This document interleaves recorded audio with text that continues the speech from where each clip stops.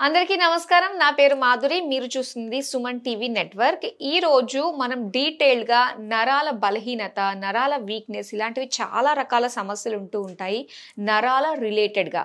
మరి వీటన్నిటి గురించి మనకి డీటెయిల్డ్‌గా ఎక్స్‌ప్లెయిన్ చేయడానికి మనతో పాటు ఉన్నారు హోమియో ఫిజిషియన్ డాక్టర్ చేతన్ గారు. నమస్కారం డాక్టర్ గారు. నమస్తే మేడం. డాక్టర్ గారు, నరాల బలహీనత ఈ మధ్య కాలంలో ఎక్కువ వినిపిస్తూ ఉన్నాము. అసలు నరాల బలహీనత అంటే ఏంటండి అసలు? ఇప్పుడు ఎవరికన్నా ఫీవర్ వచ్చింది అనుకోండి, వాళ్ళకి జర నీరసంగా ఉంటుంది కదా, వాళ్ళు ఏమనుకుంటారు, అరే నాకు నరాలు ఎఫెక్ట్ అయిపోయినాయి అనేసి అనుకుంటారు. మళ్ళీ కొందరికి కాళ్ళు లాగడం ఉందనుకోండి, నరాల వల్లనే లాగుతున్నాయి అనుకుంటారు.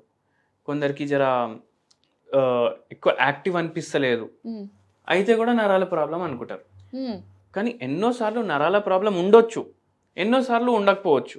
ఇప్పుడు ఒక పేషెంట్కి కాళ్ళు లాగడం ఉండే, ఇక్కడ నడుము నుంచి కింద వరకు కాళ్ళు లాగడం ఉండే. ఆ పేషెంట్ ఏమనుకున్నారు, నరాల ప్రాబ్లం ఉందనుకున్నారు. ఎక్కడ ఉంది ప్రాబ్లం అనుకున్నారు, కాళ్ళల్లో ప్రాబ్లం, కాళ్ళు లాగుతున్నాయి కదా, ఈ కాళ్ళ నరాల ప్రాబ్లం అనుకున్నారు. కానీ యాక్చువల్గా ఏం ప్రాబ్లం ఉండే తెలుసా, ఆ పేషెంట్కి లంబార్ రీజన్లో డిస్క్ బల్జెస్ అయినాయి, డీజనరేటివ్ చేంజెస్ అయినాయి. అయితే మెయిన్ నరం నడుములో ప్రాబ్లం ఉండే, దానివల్ల ఏమవుతుంది, అది స్పైనల్ కార్డ్ కంప్రెస్ అవుతుంది. ఆ కంప్రెస్ అవ్వడంతోటి ఈ కాళ్ళు మొత్తం లాగుతున్నాయి. కరెంట్ అయితే ఇడికెళ్ళే వస్తుంది కదా, నరాలు ఏం చేస్తాయి, బ్లడ్ క్యారీ చేయవు, ఇక్కడక్కడ ఓన్లీ కరెంట్ పాస్ చేస్తాయి. ఇప్పుడు మనం చేతులు ఊపడానికి కూడా, తినడానికి, మింగడానికి, ఇవన్నిటికీ నరాలు కరెక్ట్గా పనిచేయాలి. అయితే ఇది మొత్తం బాడీ మొత్తం దేని మీద నడుస్తుంది, కరెంట్ మీద నడుస్తుంది.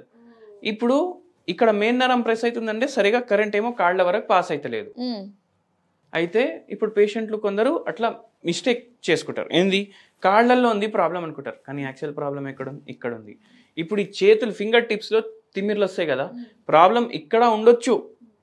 షుగర్ వ్యాధి ఉందంటే ఇక్కడ పెరిఫరల్ న్యూరోపతి వల్ల ఇక్కడ ఉండొచ్చు, కానీ మ్యాక్సిమం కేసెస్లో ఎక్కడ ఉంటుంది ప్రాబ్లం, మెడలో ఉంటుంది. ఎందుకంటే మెయిన్ నరం మెడలో ఉంది, అక్కడ కంప్రెషన్ వల్ల ఇక్కడ అవుతుంది. మళ్ళీ కొందరు పేషెంట్లు ఏమంటారు, మాకు చక్కర్లు వస్తున్నాయి అంటారు. మాకు చక్కర్లు వస్తున్నాయి అనేసి వాళ్ళు ఏమనుకుంటారు, ఏదో బ్రెయిన్లో ఏమైనా అయిపోయింది అనుకుంటారు. అది కూడా మెడలో ఒక్కొక్కసారి ప్రాబ్లం ఉంటుంది, ఒక్కొక్కసారి చెవిలో ప్రాబ్లం ఉంటుంది, దానివల్ల అట్లా చక్కర్లు రావడం ఉంటుంది, స్పాండిలోసిస్ అట్లా. మళ్ళీ ఒక విచిత్రం కేసు చెప్తాను మీకు. ఒక పేషెంట్కి ఫుల్ డే హెడేక్, ఏ మందు వేసుకున్నా తగ్గుతలేదు. అది హెడేక్ ఎందుకు అయింది తెలుసా మీకు? జనరల్గా పేషెంట్ ఏమనుకుంటుండే, నేను సరిగా పడుకుంటలేదు, నాకు మైగ్రేన్ అయిపోయింది, సైనస్ ఉంది, దానివల్ల హెడేక్. అట్లా రాలేదు. ఫేషియల్ నర్వ్ అనేసి ఒక నరం ఉంటుంది, ఫేషియల్ నర్వ్ అనేసి ఒక నరము ఇక్కడ ఫేస్ పైన పాస్ అవుతుంది. అయితే ఏమైందంటే విజ్డమ్ టూత్ ఉంటాయి, ఐడియా ఉందా మీకు? ఇక్కడ వెనకాల ఇక్కడ 2 పైన ఉంటాయి, 2 ఏమో కింద ఉంటాయి. అవి పీకేయాలి అనేసి వాళ్ళ డెంటిస్ట్ ఏమో సజెస్ట్ చేసిండ్రు. అవి పీకేసిండ్రు. అవి పీక్తే ఏమైందంటే ఈ ఫేషియల్ నర్వ్ ఉంటుంది కదా, దాని ఫైబర్లు, ఆ నరాల ఫైబర్లు ఇక్కడ సప్లై చేస్తుండే అనమాట, అవి ట్రిగర్ అయిపోయినాయి, అవి డ్యామేజ్ అయినాయి. అయితే ఆ పేషెంట్కి ట్రైజెమైనల్ న్యూరాలజీ అనేసి ఒక కండిషన్ అయింది, ఈ నరాలకి సంబంధించిందే. అంటే ఏమైపోతుంది దానివల్ల ఫుల్ డే హెడేక్ ఉంటుంది, ఇంకా భరించలేని తలనొప్పి ఉంటుంది. అయితే దానికి పర్మనెంట్ ట్రీట్మెంట్ కూడా లేదు వేరే దాంట్లో. హోమియోపతిలో చాలా మంచి ట్రీట్మెంట్ ఉంటుంది. వాళ్ళు ఏమంటారు, ఈ నరాన్ని కట్ చేసేద్దాం, మొత్తానికి కట్ చేసేస్తే ఇంకా మీకు హెడేక్ ఉండదు అంటారు. కానీ కొందరు మళ్ళీ స్పర్శ కూడా ఉండదు, తర్వాత కట్ చేస్తే ఈ సైడ్ స్పర్శ కూడా ఉండదు, ఐస్ కూడా ఎఫెక్ట్ అవ్వచ్చు, క్లోజ్ ఓపెన్ ప్రాబ్లం అవ్వచ్చు ఆపరేషన్ చేపిస్తే. అయితే మన దగ్గర వచ్చిండ్రు, మన దగ్గర హోమియోపతి మందులు వాడినరు, 1 year మందులు వాడినరు. ఫస్ట్ 4 monthsలో సిమ్టమ్స్ అన్ని డిసపియర్ అయిపోయినాయి, మెల్లమెల్లగా పూర్తిగా తగ్గిపోయింది. దాని తర్వాత 1 year తర్వాత మనం హోమియోపతి మందులు కూడా ఆపేసినాం. ఎందుకైతే ఈ నరాల ప్రాబ్లమ్స్ అంటే ఇట్లా ట్రూత్ ఎక్స్ట్రాక్షన్ వల్ల కూడా నరాల ప్రాబ్లం అవ్వచ్చు. మళ్ళీ మనం పిల్లో సరిగా పెట్టుకోక, కొందరికి గట్టి పిల్లోలు కావాలి, అరే మాకు గట్టిది కావాలి లేకపోతే మాకు నిద్ర రాదు అంటారు. అట్లాంటి వాళ్ళకి కూడా అవుతుంది. ఇప్పుడు ఎన్నోసార్లు ఏమవుతుంది, స్ట్రెస్లో వెళ్ళిపోతాడు పేషెంట్, ఏం ఆలోచించినా ఒక సమాధానం రాదు ఆయనకు. అట్లాంటప్పుడు కూడా స్ట్రెస్ వల్ల కూడా ఒక్కొక్కసారి నరాల ప్రాబ్లం వస్తుంది, బీపీ వ్యాధి వల్ల వస్తుంది, బీపీ గోళీలు వేసుకోవడం వల్ల నరాల ప్రాబ్లం అవుతుంది. మళ్ళీ షుగర్ వ్యాధి, షుగర్ గోళీలు, దానివల్ల కూడా నరాలు ఎఫెక్ట్ అవుతాయి. అంటే ఇది పలానా ఏజ్ వాళ్ళకి మాత్రమే వస్తుంది అనుకోవడానికి లేదు. అయితే కాదు, లేదు, ఎవరికన్నా రావచ్చు. సో ఇప్పుడు ఒక సిండ్రోమ్ కూడా నడుస్తుంది, జీబీ సిండ్రోమ్ అనేసి, గలెన్ బార్ సిండ్రోమ్ అనేసి. ఇప్పుడు చాలా మందికి అది ఎఫెక్ట్ చేస్తుంది. అది కూడా నరాలనే ఎఫెక్ట్ చేస్తుంది. అంటే కరెంట్ పాస్ అవుతుంది కదా నరాలది, అది సరిగా పాస్ అవుతలేదు. ఎందుకంటే పేషెంట్ల మైలిన్ షీట్ డ్యామేజ్ అవుతుంది, ఆటో ఇమ్యూన్ డిసీజ్ లాగా వస్తుంది అనమాట. అంటే రీజన్ ఏంటంటారు ఈ డిసీజ్ రావడానికి? ఈ డిసీజ్ రావడానికి రీజన్ ఏంటంటే ఇప్పుడు కోవిడ్ తర్వాత, కోవిడ్లో మనం ట్రీట్మెంట్లు తీసుకున్నాం, స్టెరాయిడ్లు వేసుకున్నాం, వ్యాక్సిన్లు తీసుకున్నాం, మళ్ళీ కోవిడ్ తోటి మొత్తం డెత్ని చూసి మళ్ళీ రిటర్న్ వచ్చినాం. అవును. అయితే అట్లాంటి వల్ల బాడీలో ఏమేమి ఎఫెక్ట్లు అవుతున్నాయి ఇప్పుడు వరకు తెలియదు. ఇప్పుడు ఎట్లయిపోయిందంటే ఒక పేషెంట్కి ఇప్పుడు వెయిట్ లాస్ కోసం ఇంత బాధపడతారు కదా కొందరు, అరే వెయిట్ లాస్ అయితే లేదు, వెయిట్ లాస్ అయితే లేదు.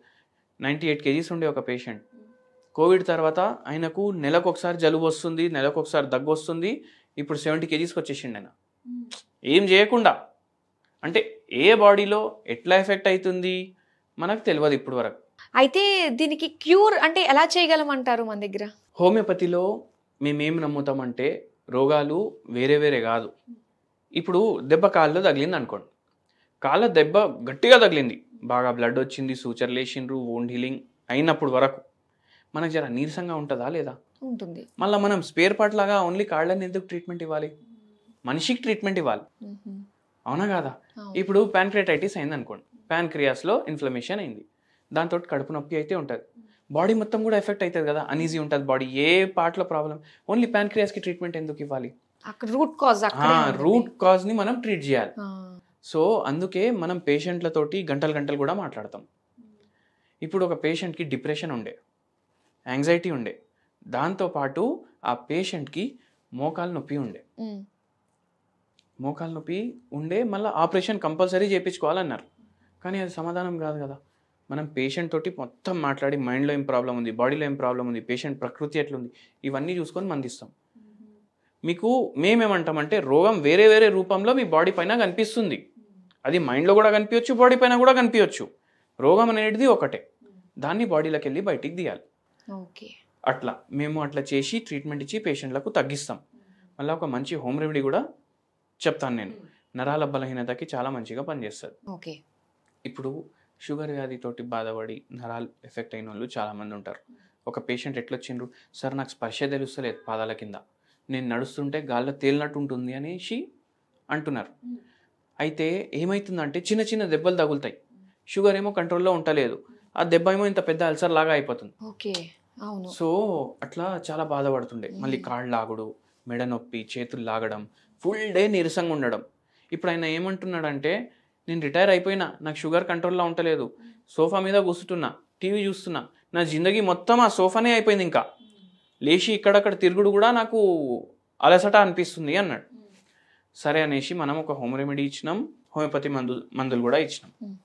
హోమ్ రెమెడీ ఏమి ఇచ్చినామంటే మనకు దాల్చిని చెక్క ఉంటుంది, పౌడర్ చేసుకోవాలి, ఇంట్లోనే తయారు చేసుకోవాలి పౌడర్. ఎందుకంటే బయటికి వెళ్ళి మనకు దాల్చిని చెక్క పౌడర్ దొరుకుతుంది, అది 100% దాంట్లో చెక్క పౌడరేనా లేకపోతే ఏమైనా సిమెంట్ పౌడర్ కలిపేసి ఇచ్చినా మనకు అర్థం కాదు. దాన్ని అడల్ట్రేషన్ ఆఫ్ ఫుడ్ అంటారు. ఎట్లా అంటే ఇప్పుడు మనం రెడ్ చిల్లీ పౌడర్ కొంటాం కదా, దాంట్లో బ్రిక్ పౌడర్ కలుపుతారు బాబోయ్. అయితే అందుకే మనమే తయారు చేసుకోవాలి. ఓకే. ఇప్పుడు మీరు బయటికి వెళ్ళి ఈ మిరపకాయలు ఉంటాయి కదా, డ్రై మిరపకాయలు, అవి తెచ్చి పౌడర్ తయారు చేసుకొని చూడండి, మార్కెట్ నుంచి పౌడర్ కొనేసి చూడండి, ఏది ఎక్కువ ఎర్రగా ఉంటుంది చూడండి. మన ఇంట్లో చేసింది అంత ఎర్రగా ఉండదు, అది కుంకుమలాగా ఉంటుంది, కుంకుమలాగా ఉంటుంది. అది ఎందుకుంటుంది? దాంట్లో కలర్ ఉంది, లేకపోతే దాంట్లో ఇంకా వేరే ఏమైనా ఎడిటివ్స్ ఉన్నాయి. సో అందుకే ఇంట్లో తయారు చేసుకోండి, పౌడర్ తయారు చేసుకొని 1 pinch తీసుకోవాలి. 1 pinch అంటే ఇట్లా చుంటి పట్టుకున్నట్టు ఇట్లా తీసుకోవాలి. తీసుకొని వేడి నీళ్ళు వేయాలి, దాంట్లో కొన్ని తులసి ఆకులు దంచేసి దాని పేస్ట్ వేసేయాలి, కలుపుకోవాలి. డైలీ మార్నింగ్, డైలీ మధ్యాహ్నం, డైలీ నైట్ 3 times తాగాలి. దీంట్లో అడాప్టోజెనిక్ ప్రాపర్టీస్ ఉంటాయి, యాంటీ ఇన్ఫ్లమేటరీ ప్రాపర్టీస్ ఉంటాయి. ఇవి ఏం చేస్తాయి, జర ఇన్ఫ్లమేషన్ అవుతుంది కదా, నరాలు ఎఫెక్ట్ అయినాయి, అవి జర తగ్గడానికి హెల్ప్ చేస్తుంది. మళ్ళీ ఆక్సిడేటివ్ స్ట్రెస్ అనేది ఉంటుంది, అది తగ్గించడానికి హెల్ప్ చేస్తుంది. సో ఈ పేషెంట్కి కూడా చెప్పినాం, మళ్ళీ హోమియోపతి మెడిసిన్ కూడా ఇస్తాం. అట్లా ఆ పేషెంట్కి రివర్స్ అయింది. సో మీకు కూడా నరాల ప్రాబ్లం ఉంటే ఇట్లా ట్రై చేయొచ్చు. ఓకే. అంటే నరాల ప్రాబ్లం మనకు ఉంది అని డాక్టర్ని కన్సల్ట్ అవ్వకుండా మనకు మనమే ఎలా మనము చెప్పేసుకోగలుగుతాం అంటారు? అది ఒక లాస్ట్. ఇప్పుడు మనకు మనం చెప్పుకోవాలంటే కష్టం, ఎందుకంటే ఎన్నోసార్లు డాక్టర్లకే ఏం రోగం ఉంది అర్థం కాదు, ఇన్నేళ్ళ చదివిన తర్వాత, ఇన్నేళ్ళ ప్రాక్టీస్ చేసిన తర్వాత. సో మీరు డెసిషన్కి రాకండి ఇంటికాడ ఉండి అరే నాకు కాళ్ళు లాగుతున్నాయి, నాకు నరాలు ఎఫెక్ట్ అయినాయి అనేసి అనుకోకండి. అది వెరికోస్ వెయిన్స్ కూడా ఉండొచ్చు కదా, ఓకే, అది మోకాలు నొప్పి వల్ల కూడా ఉండొచ్చు కదా, నరాల వల్లనే ఎందుకు అవుతుంది? సో అట్లా ఊహించుకోకండి. తలనొప్పి అయితే మైగ్రేన్ కూడా ఉండొచ్చు, నరాల వల్ల కూడా ఉండొచ్చు. సో ఒక్క కన్క్లూజన్కి రాకండి. Thank you so much doctor, చాలా డీటెయిల్గా తెలియజేసినందుకు ధన్యవాదాలు.